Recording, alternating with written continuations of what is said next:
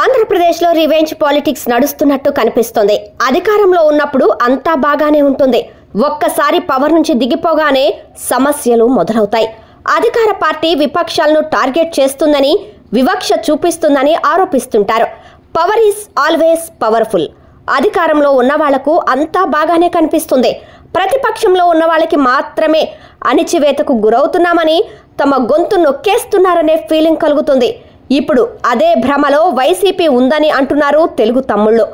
జగన్ అధికారంలో ఉన్నప్పుడు లోకేష్ కూడా ఇదే విధంగా అరెస్టులు, కేసులు అంటూ పలు ఆరోపణలు చేశారు.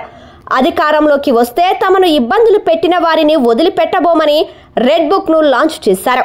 ఇప్పుడు వైఎస్ఆర్ కాంగ్రెస్ పార్టీ కూడా అదే సీన్ అప్లై చేసింది. తమ కార్యకర్తలు, నేతలను వేధింపులు, కేసులతో ఇబ్బందులకు గురి చేస్తున్నారని, మళ్లీ పవర్లోకి వస్తే వాళ్ళ అంతు చూస్తామని డిజిటల్ బుక్ను తీసుకువచ్చింది. అసలు ప్రజలు అధికారం ఇచ్చింది రివెంజ్ బుక్స్తో కొట్టుకోవడానికా, లేక మెరుగైన పాలనతో రాష్ట్రాన్ని ముందుకు తీసుకెళ్లడానికా అనేది అర్థం కాని ప్రశ్నగా మిగిలిందని ప్రజలు ఆవేదన వ్యక్తం చేస్తున్నారు. ఇక ఏ పార్టీ అయినా సరే అధికారంలో ఉన్నప్పుడు అంతా ఆల్ ఇస్ వెల్. వన్స్ అపోజిషన్లోకి వచ్చేసరికి టోన్ మొత్తం చేంజ్ అవుతుంది.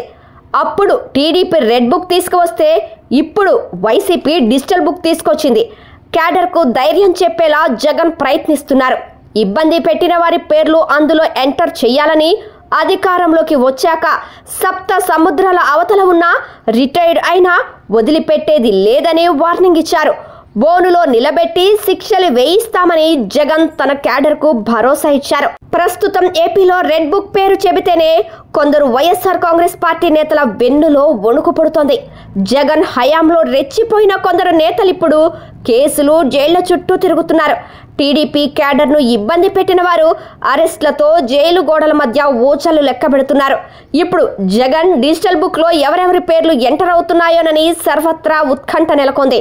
నిజం చెప్పాలంటే రెడ్ బుక్కు పోటీగా వైసీపీ డిజిటల్ బుక్ను తీసుకొచ్చిందనే విషయం అందరికీ తెలుసు. ఇదేమీ రహస్యం కాదు, అంతా ఓపెన్ సీక్రెట్.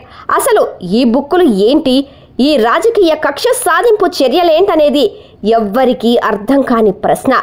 ఇకపోతే వైసీపీ వర్షన్ మాత్రం తమ కార్యకర్తలపై అక్రమంగా కేసులు బనాయించి వేధిస్తున్నారని చెబుతోంది. అందులో భాగంగానే ఇప్పుడు తమను వేధిస్తున్న వారి పేర్లను డిజిటల్ బుక్లో రాసుకొని పవర్లోకి వచ్చాక అన్ని లెక్కలను సరిచేస్తామని శపథం చేస్తోంది. క్యాడర్ లీడర్లకు భరోసా కల్పించేందుకే ఇలాంటి స్టేట్మెంట్లు ఇస్తున్నా ఈ రివెంజ్ బుక్కులు ఎందుకు, ఎవరి కోసం అనేది ఆంధ్ర రాజకీయాల్లో హాట్ టాపిక్గా మారింది. ఎవరు అధికారంలోకి వస్తే వాళ్ళు ఈ ప్రతీకార ఆటలు ఆడుకుంటూ పోతే పాలన సంగతేంటని జనాలు ప్రశ్నిస్తున్నారు.